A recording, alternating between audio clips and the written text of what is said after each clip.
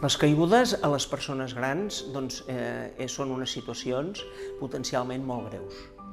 És una cosa que sovint no donem importància, però que en persones grans vulnerables, una fractura de fèmur, una fractura al genoll, poden tenir moltes conseqüències i a vegades és la diferència entre romandre a casa o acabar en una institució. Per tant, és fonamental que les caigudes les tinguem una certa cura i una certa prevenció respecte a elles. La fractura de fèmur, paradigmàticament, és una de les patologies més conegudes i que té una morbi-mortalitat associada molt important. Per tant, hem de fer tot el possible per prevenir-ho. Les persones grans són fràgils.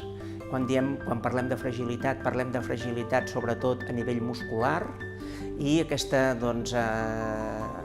afectació muscular sovint fa que tinguem menys resistència, a part que hi ha un enlentiment dels reflexes proprioceptius, tinguem una facilitat per caure.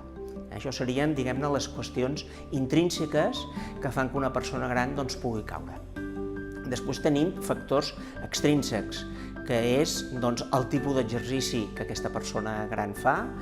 Com hem recomanat en altres ocasions, és fonamental que les persones facin exercici físic, que caminin, però també han de fer un exercici físic adaptat a la seva situació i a les seves característiques.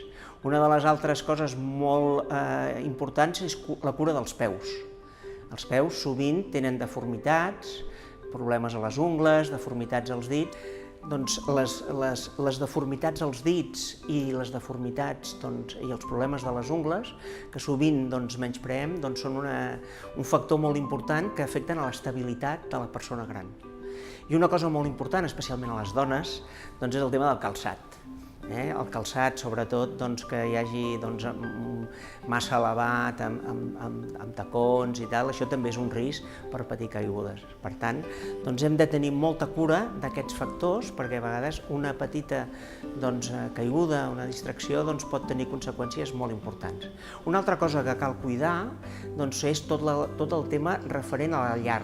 La llar, d'alguna manera, també és un factor que hem de cuidar molt. Hem de cuidar la il·luminació, hem de cuidar els mobles com estan distribuïts, hem de cuidar les alfombres, coses que en un moment determinat, a la nit, a l'aixecar-se, poden provocar que aquella persona caigui. Per tant, una de les coses que fem a la consulta de geriatria, a les persones que detectem que poden caure, és fer una sèrie de consells respecte a com cuidar el seu entorn immediat, perquè són coses que no prestem atenció i que poden tenir conseqüències força importants.